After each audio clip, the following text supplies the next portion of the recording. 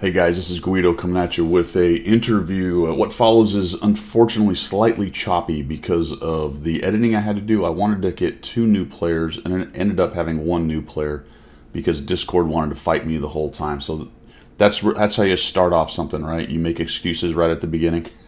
But I thought there was good discussion with QuarterDemon, and there's kind of a funny bit with GeoDan. So unfortunately we lost GeoDan. We'll get back to him because he's interesting. Really interesting to me as a much younger, newer player. QuarterDemon's been playing about a year, so sit back, enjoy the interview, and just understand there's a lot of editing shenanigans and things going on as we're trying to sort out Discord who wanted to battle us. GeoDan did figure out what was going on, but that was after the interview, so we'll get back to him. Enjoy the interview, and we will see you later. Hey guys, it's Guido. We've got another interview here. This time with a newer player. We got QuarterDemon here up in the upper right of the screen. Say hello there, Quarter. Howdy, folks. And Geo, wave down there. That's a joke because he doesn't have a camera. Say hello, Geo. Yes. Hi, I'm broke. I don't have. He's broke. All right, we're going to try to work through his mic, which is a little hard to understand, but we'll give it a shot here. So thanks for you two guys coming by.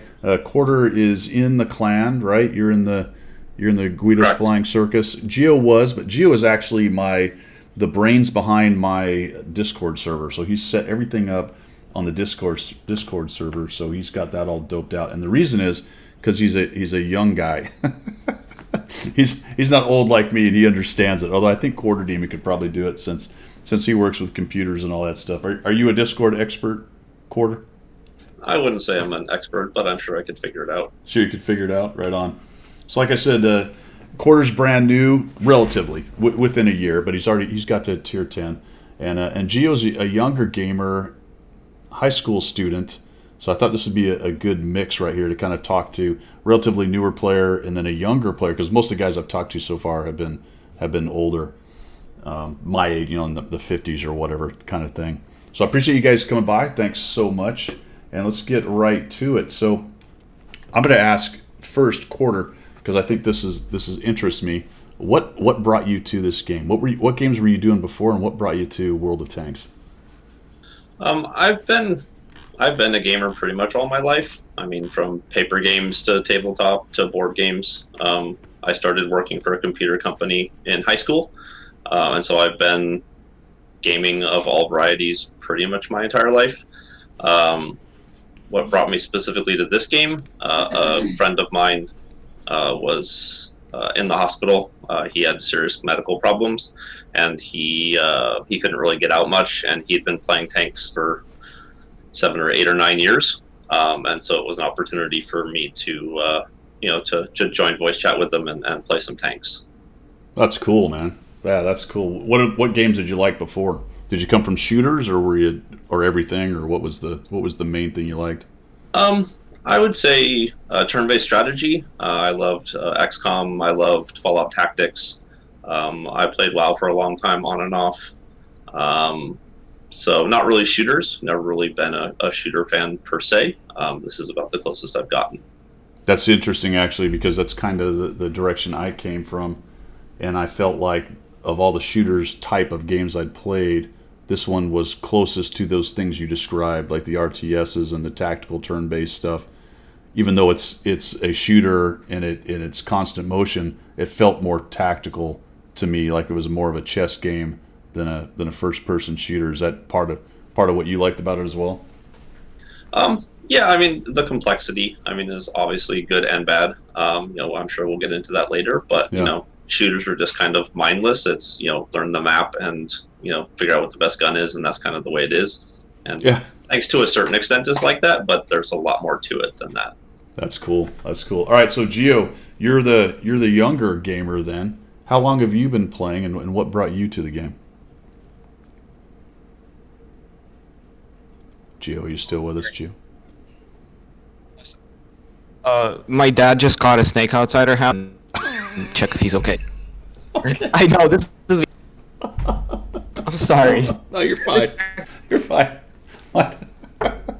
My dad just caught a snake outside. All right. That's that is awesome. So we'll go back. We'll go back to QuarterDemon on this while we sort out what is going on with the snake. Hopefully he's fine and nothing silly happened right there. All right. So what class do you like the best? All of them except artillery and TDs primarily. I mean, I play all of them, but I certainly like lights, heavies, and mediums more than the other two. Yeah. So you're not big into the sitting around in the back TD style or arty style gameplay. No, I mean I've tried the majority of them. I like the T95, Yog Tiger, gameplay a lot more than I like the Strev or the 268. Oh, so more of the assault TD kind of idea, where you can get up, where you kind of get up in people's faces and that kind of thing. So okay, so we did mention artillery. So what are your thoughts as a newer player? This will be interesting to me as a newer player to the game who hasn't been around and got salty for 7 or 8 years.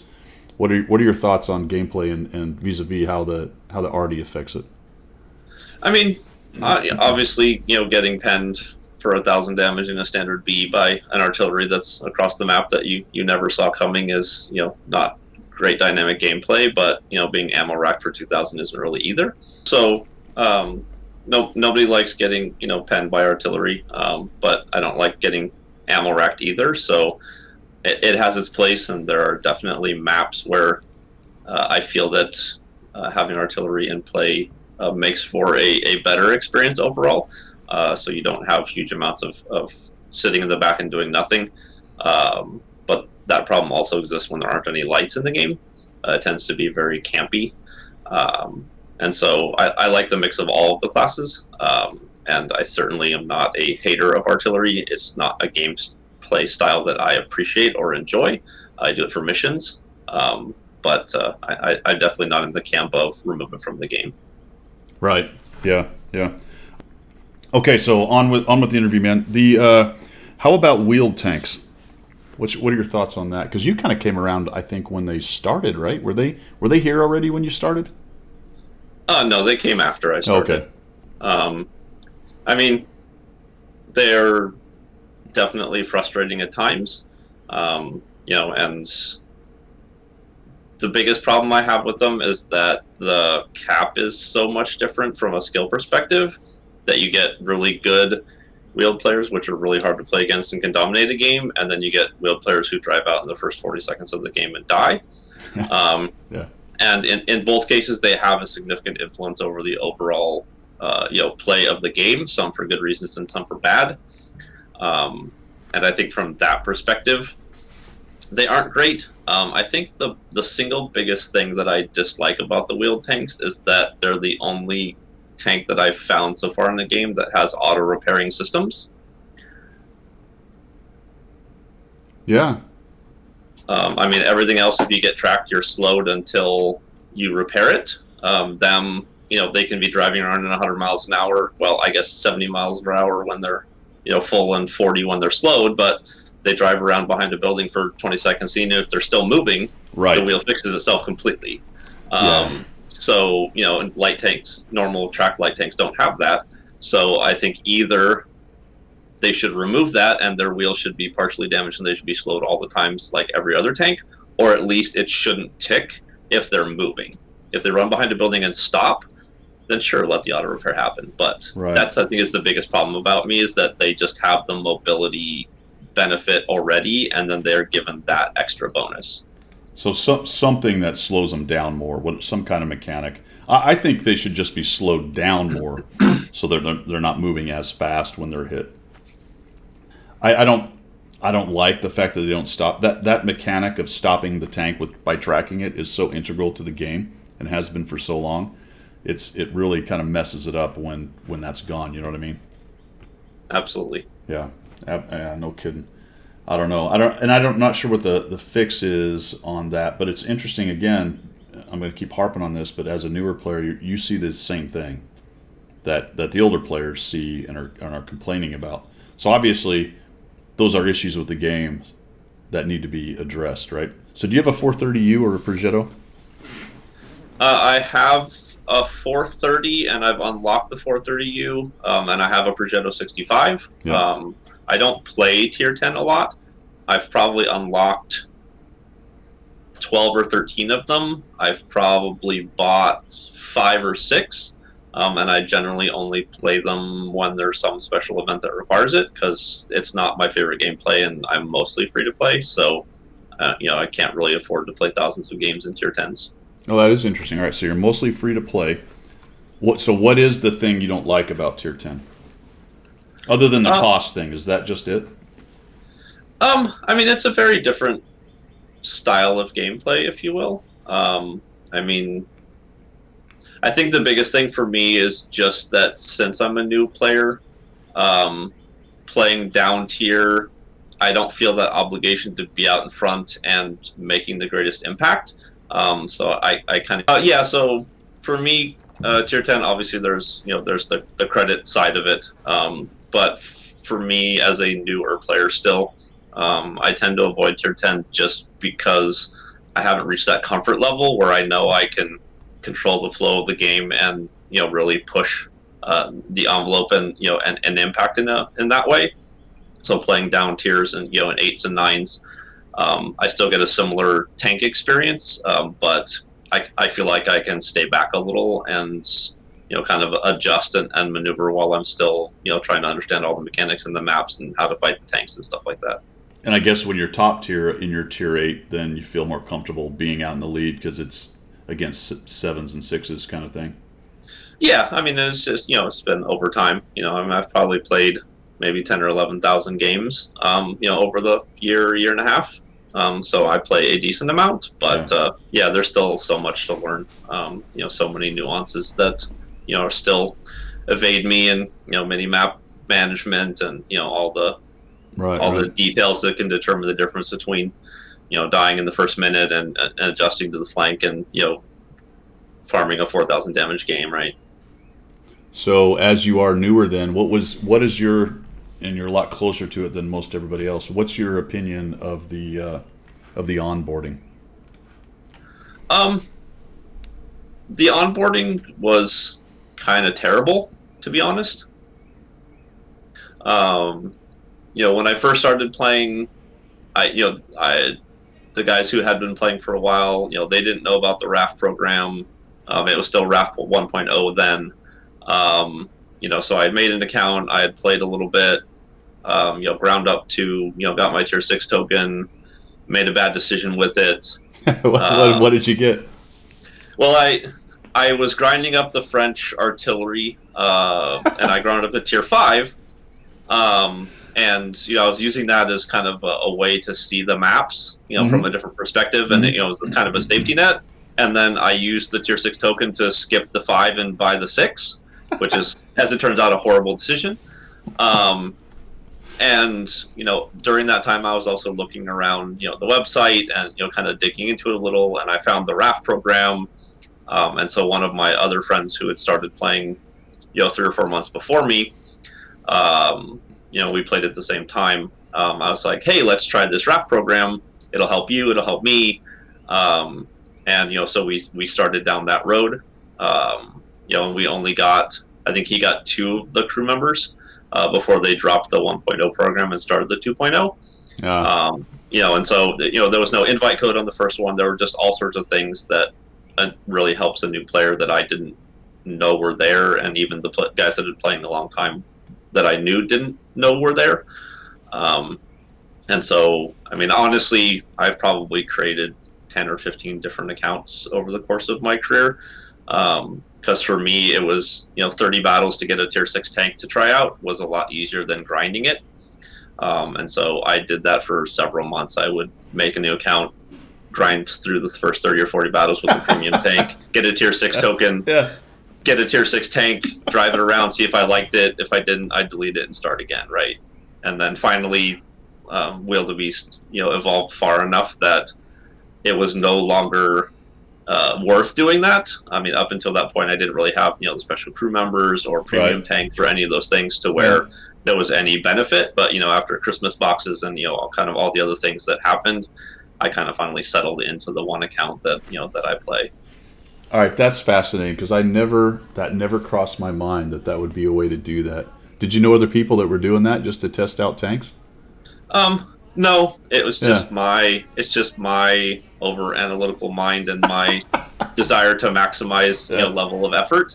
And, just because there were so many there, I didn't really want to settle. I have another friend who plays who just kind of made all of his mistakes and ground all the lines up slowly, and, he did his thing, but it just, for my brain, the way my brain worked, it was just easier to do it that way.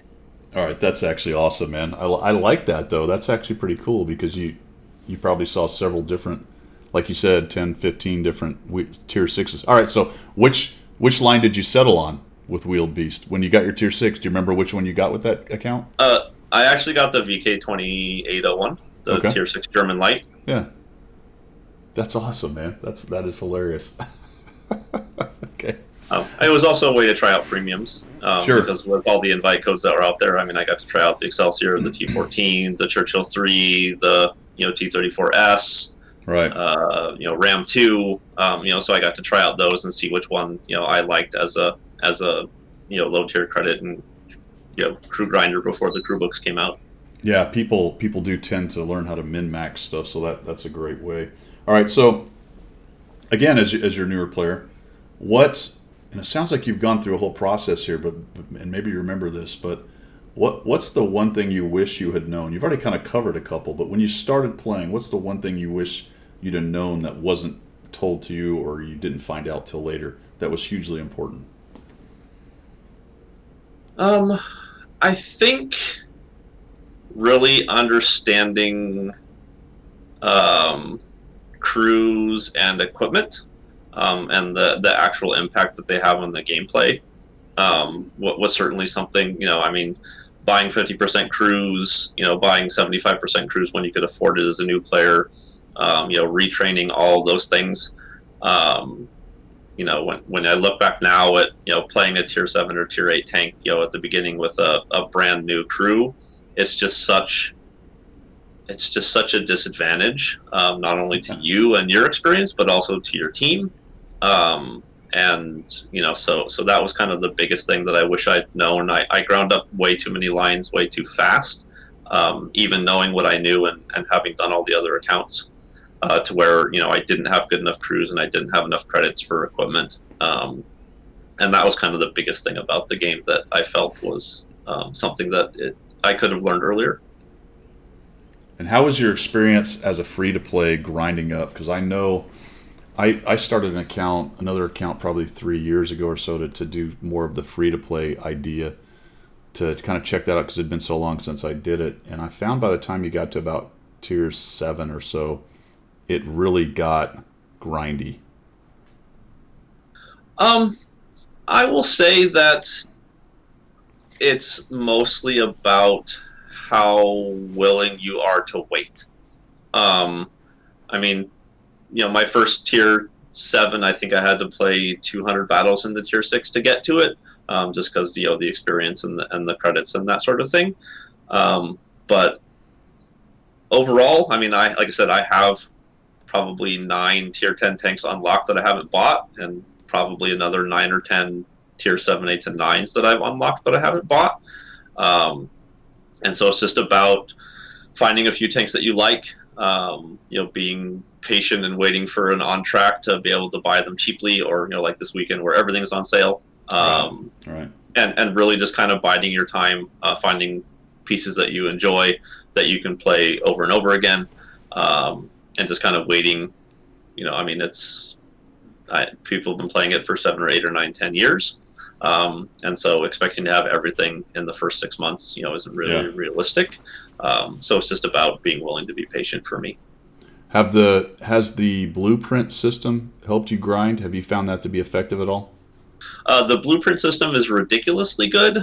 And actually, believe it or not, the new daily missions have been exceptionally good, not only because you get blueprints, but also because if you get the right missions, you can get 4,000 or 5,000 free experience in a day. And so, that translates to 15 or 20,000 free experience if you can afford to do rerolls. and so that makes unlocking modules without having to spend gold to convert a thing as well. Right. Or playing too long with a stock tank and just kind of the misery of some stock tanks is pretty bad. And that's definitely something that, as a free-to-play player, I've definitely had to wait on. I have the Centurion 7-1 unlocked, but the idea of playing it with the stock gun is just not there. So, I'm gonna wait 2 or 3 months for some scavenger hunt 30K or some 30K weekend bonus missions. I'll play it 3 or 4 times and unlock the top gun, rather than grinding 100 battles. So I definitely have a great respect for all of you long-term players that had to do all those grinds without the benefit of all that stuff. So they've definitely put a lot of things in that have helped newer players like myself really catch up. Yeah, I think they realized probably in the last few years that they have so much content, although they've pared it down because now they've got the collector's vehicles and stuff, so that's helped a little bit. But I think they had new players like you showing up looking at the wide array of stuff and just figuring, well, I'm never going to get this stuff. I have no problem with them speeding it up based on how much content they have. You know what I'm saying? If there was one line and they sped it up and everyone got to the end real fast, that'd be one thing. But there's so much content as far as the number of tanks that are out there that if they speed it up, that's fine by me.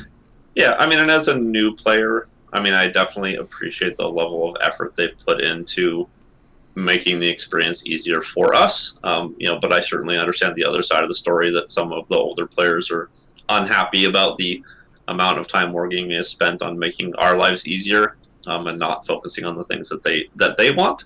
So I definitely think there's a balance. Yeah. So as a free to play player, what do you think about some of the more controversial things? So, for example, like anonymizer. Care, don't care. I don't care. Yeah. I hate XVM not because of anything that it does to me personally. I hate the fact that there are a set of players that will go drown themselves if their percentage chance to win the game is less than 50. From what XVM tells you, those are the kind of things that I don't like about XVM. And the anonymizer was obviously partially to adjust some of that, and then partially for the streamers that get focused. But that type of stuff, you want to do it, you don't want to do it, doesn't matter. There's certainly times where I feel like I get picked on by artillery.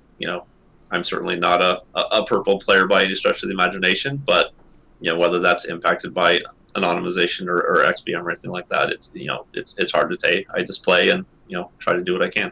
Yeah. So it's interesting you talk about XVM. Was there a point where you realized did you realize there were stats from the beginning, or was there a point where you looked at your gameplay and went, "Holy cow, I'm showing as bad," or did you know it from the beginning? Where did stats ever? When did they come in for you, or have they? They definitely do. I want to be as good as I can, at anything that I do. I certainly have a competitive streak to me. And so, picking it up and just driving around and shooting stuff, isn't enough. I like to feel like I'm, impacting and influencing as best I can. Obviously a bunch of the guys that I play with have been playing for a lot longer. And so, they introduced me to Watt Labs and those types of things. And I pop on every couple days just to kind of see how I'm trending. I certainly don't live or die by, making sure that, my stats are all going up, but, it certainly is a gauge for me if I'm making better decisions or, if I'm doing things, the best way that I can, given the limitations of the system and how they calculate those values. Right. All right. So we talked about what you wanted to learn earlier. What are you working on? What's the goal for QuarterDemon? Wheeled Beast is the account you use, right? Correct. What's your goal in the game? Do you have one, or are you just playing the game? It's just to get better and enjoy, playing. Certainly during the quarantine time, it's an opportunity to quote unquote see friends that you can't get together with in person. and so there's certainly that motivation. But I don't really have an end game goal. I mean, I don't really have an interest in clan wars right now. Certainly, I'm way behind the curve, to get into that. From a tank perspective, you watch the streamers and it's all, reward tanks. You don't really ever see, except maybe a Strav or a Leo once in a while. So, I mean, clan is something, potentially could be interesting, but, I played World of Warcraft for a long time, and I raided on and off. So the strict schedule, is something that I've done. Sometimes it was good, sometimes it wasn't. And so there's not a strong motivation to do that. But really, it's really just enjoy the game, play the game, learn all the different tanks that are out there, and find the ones that that meet my play style. And I feel like I can be a contributor, if you will, from from the battlefield. Yeah. So as you were starting the game and starting to learn it, what were your thoughts on the gold rounds and the balance of armor to pen and all that? Was there a point where you went, oh crap, I need to carry some of these things? Did you know from the beginning? How did that go down? The genesis of knowledge on gold and the pen rates and all that stuff.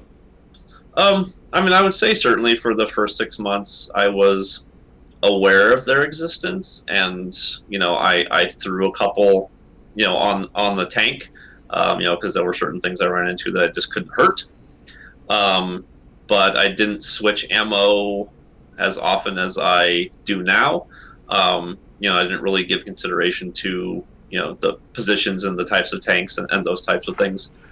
So that's certainly been something that I've gradually moved towards as I play more. I've adjusted the gold rounds, the skill rounds, quote unquote, up a little on certain tanks, not so much on others, up on the HE rounds, as well on certain tanks, based on my experience fighting against them, and what they did to me, and then what I could or couldn't do in particular battles. So, I mean, I definitely think I would prefer that they do something about, reducing the damage so that it's just not flat out better in every situation. I mean, Right. I know heat, has some drawbacks if there's, obstacles in the way and that sort of thing, but not enough to, to make it a real decision for a lot of players. And so I definitely would like to see, something done. What that something is, it's hard to say. Did you ever feel like when you were in the lower tiers and new and moving up that there were a lot of players seal clubbing and making life difficult for new players? Did you ever feel that, or you didn't really notice it?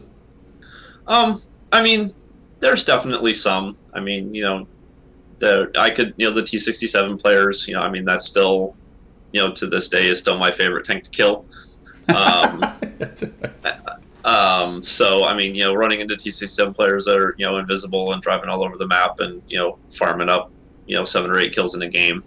The 38 Ts of the world. Certainly I definitely ran into some of that. But as a newer player, sometimes it was really hard to tell if it was seal clubbing or if it was just that I was that bad and that stupid. And I made a poor decision and they took advantage of it. I mean, I'm sure there was combinations where both were happening. But I notice it more now, as a better player. I won't say a good player yet, but certainly a better player. I notice seal clubbers more now, and I will go out of my way to hunt them. And I mean, I've never driven a T67. I will never drive a T67. And I'm just sad now that you can't, one-shot kill them with 105s anymore because of the hit point buff. I think you would be forgiven at this point based on what you've done and how far you've come if you played it. It is a fun tank. I have tanks like that myself, and I don't play them all the time, but I do play them because they're fun.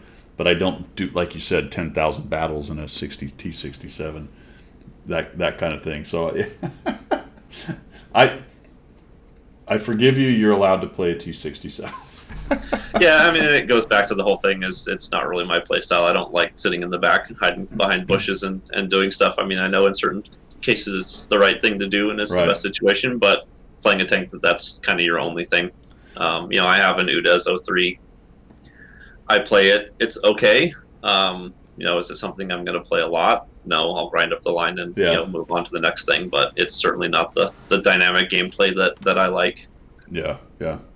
All right. So that being said, I probably sort of feel like I know the answer, but we'll ask the question anyway. What skill-based matchmaking is that? What do you think on that? What's your thoughts on that? Is that something you would have liked to have seen? I know that new players are protected for a few. I don't know how long it is. 500 battles, 100, whatever it is. It's not very long, and then they're thrown to the wolves. Any thoughts on skill-based matchmaking? It's a nice idea. It's impossible to implement given the game design. I mean, I'm a perfect example of that. I have made 15 or 20 accounts in my history. I will make a RAF account, probably once a season to help my friends, grind up tier, 8, premium tanks, to help them out. And, we can do it in 150 or 200 battles now. So what is a skill-based matchmaker going to say about a guy who's, if we go by Watt Lab's perspective of 1,500 or 1,600, win 8 player playing on a brand new account with 0 battles in a rental T54 Mod 1? Is that really going to give you an appropriate, skill-based matchmaking, match? Right. Just as one example. Kids playing on their parents' accounts. There's so many different things, people being intoxicated. There's so many factors that can influence on any given day or any given night what a true player's skill capability is versus what the skill of the person, at the keyboard is at that moment. That right. It's the impact is going to be some. It may make it worse. It may make it better. It's just don't think it's a realistic thing. So it sounds like you're pretty in tune with trying to improve. Not to put words in your mouth, but it sounds like you don't blame your teams when things go poorly. At least not completely out of hand. Blame your team. So what has been how do you go about your idea of getting better? For me, the biggest thing is I watch Twitch streamers. Kind of watch how they play maps. Some of them are good at explaining what they're doing. Some of them are, just kind of play. And just the macro versus micro game. I think that was 13 Disciples' description of it in one of the interviews that he did with them. And, the decision at the minute of the game, the decision after the shot of a game, and just trying to think more about what the overall is and what the right decision is. I still get tunnel visioned.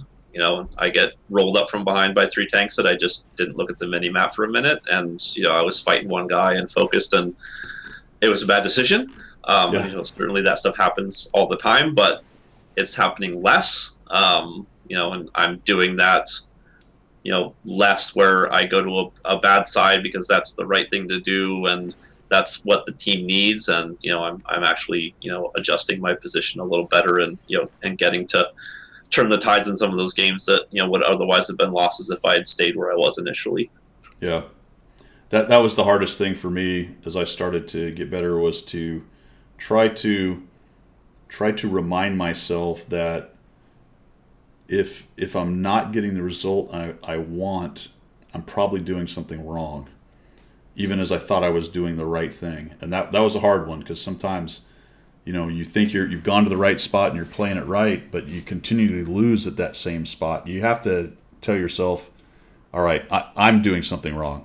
I have to figure out what that is. I have to be honest with myself. This is not working. There's a reason for it, and it can't be everybody else all the time. That one was hard for me. I think the single biggest thing for me personally that I've gotten better at is not chasing damage. In what manner? So it used to be that I would go to a bad position to try and finish off an enemy, or go to a bad position to try and get a shot of damage. And more often than not, it was a bad trade on my part, and I was taking way more health loss than I was giving out. And thinking for me, that I have to kill this guy. I have to kill this guy, at all or costs. I need to get some damage, or just anything. I pushed too far. Right. not realizing that there were 3 hiding TDs back there, and just not being aware of my surroundings. And so a lot of the times I was pushing too far, and that's probably the biggest thing that I've started getting better at is, okay, I'm just going to I know he's at 100 hit points, and taking his gun out of the game would be good, but I know I'm going to take 1,000 if I come around this corner. Yeah, pressing, and I did that too, and it was usually the hidden TDs that I hadn't taken into account, and that's when I started looking more at the mini map and trying to figure out where they might be. That was one of the biggest revelations I got from the players that I watched and tried to learn, is starting, like you said, mini map awareness, starting to take that into account. And it's not just the awareness, because at first when I was looking at that, I'm like, yeah, look at the mini map and see where the red dots are. But guess what? It's not just where the red dots are, it's what dots are missing. Yep. And where might they be. Those were the guys that were getting me, right? I had a good awareness of the red dots. They're right there on the minimap. You can look. I had almost zero awareness of the guys that weren't lit yet and where they probably would be. Just it never really crossed my mind. As soon as I started to bring that into it, and by the way, that's the first thing that goes when you start getting tired or you're not paying attention. That kind of higher echelon thinking goes away first. When you start walking into guys that you didn't realize were there, that's when you're probably tired or whatever. But that was the one I think that turned the corner the biggest for me, was trying to analyze that piece of the game. Do you agree with that? Yeah, like I said, that was the first one, and then when it's actually the right thing to give up a flank, in favor of holding it for 20 extra seconds, give up a flank, reposition to where your teammates are, and try to repush it later. Right. Yeah, that's a big one too. And getting that timing right is not easy. Because you can go too early sometimes. Sometimes you bail out too early and you've given up what was probably a decent position based on what the enemy team. You're like, ah, crap, and now you can't get back there. So it is a possibility of going too early, but I think people go too late more often than they go too early. Absolutely. Yeah, too early is a good problem to have. Too late is you're out of the game. You're pretty much out of the game. Well, hey, man, I appreciate you coming by for this. We had a little technical difficulty early on with Geo. We'll try to get him back next time, but it was definitely good to talk to a newer player. Is there anything else? Let me ask you this question. I'm going to ask you this before I ask the standard end of the question. As a new player, is there anything you would tell Wargaming? If you were able to say, all right, I have been a new player, I've only played your game for a year. Here's something you really, really need to work on for your new players. You got one of those? I would say that actually making things like invite codes and bonus codes and RAF programs and those sorts of things that help a new player get a better first experience needs to be way more prevalent and way more shared on their site. I mean, there's a new player start here thing, but I mean, it really doesn't do justice to what it could do. I mean, and hiding the invite codes behind CC contributors that you have to dig through their forums or search the internet for. I mean, it's like, why doesn't Wargaming have a standard invite code for all new players? I mean, what is the reason for not giving everyone that same advantage because they didn't look up something on the internet before they started playing? I mean, it's just a bad design from my perspective. And so they've helped new players that are already in the game a lot, but they haven't helped new players that are just start the right way without having a friend who's been playing for a while. I like that. And I've heard that, not specifically that, but other things that oftentimes it's hard to find the stuff that Wargaming is doing. The missions especially, let's just keep asking the question, because now I want to ask this question. It just came to me. As a new player, the UI and all the missions and things, was that difficult to navigate? Do you remember? It seems like it's insane the number of different things that are going on. To be honest, when I started playing, scavenger hunt and a lot of those things hadn't really come around yet. Those probably came in the first 3 or 4 months after I started playing. So the missions weren't in super excess initially. I mean, certainly right now, people joining the game, I mean, it's mind-boggling, and there's the issue with NA getting EU missions randomly appearing and then disappearing after a couple days with no explanation. That sort of thing, which can be confusing. And then obviously there's the campaign, which are also missions. So there's definitely a lot of detail to keep track of. I mean, the nice thing is that if your only goal is to just drive a tank around a map and shoot shells at an enemy and maybe blow one up once in a while, the missions really don't matter. At the fundamental level of the game, the missions do nothing. They make your progress better. They give you more stuff, but they are not paramount to the gameplay in of itself. And so it's really up to you whether you're going to focus on them or not, and how important they are to you. But did I miss out on some things in the first 6 months I was playing? Probably. Did I notice? No. Do I think I was cheated in any way? No.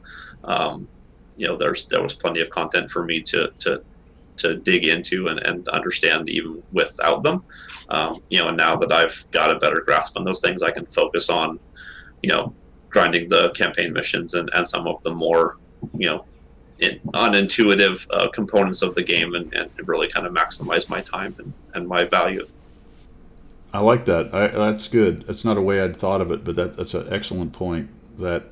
That's all speeding up the grind. It's not necessarily changing much in the actual experience of the game. So that's good. That's excellent. All right. So the standard last question. The wisdom from QuarterDemon / Wield What's your best parting wisdom for the player base out there? I mean, watch. If your goal is to get better, watch people that are already better. I mean, that's kind of the biggest thing. I mean, you can learn how to play the game and you can get better by playing it. But I mean, I've learned so much from watching you stream, from watching Skill stream, from watching players make mistakes, explain what those mistakes are, and just kind of being a student of the game has just as much value to my enjoyment of it as actually click and log on button and click and battle. And so that's really kind of the biggest thing for me that I enjoy about the modern day gaming experience. 20 years ago it was reading a forum post on one of the few websites that actually had anything in existence. And I mean, even buying books, with cheat guides and other things that you could buy in the old days. And so there's so much content out there to make your life easier that it almost feels criminal to not do it if your goal is to get better, and be more influential in the game. But if you're just there to enjoy it, then log and click the battle button, and don't worry about the hotheads who tell you to uninstall and call you an aimbot cheater or whatever else that they say. Yeah, that's outstanding, man. All right, I appreciate that. Oh, now my dog's barking at everybody out there. That is Guido signing off. Say goodbye there, QuarterDemon. All right, see you guys later.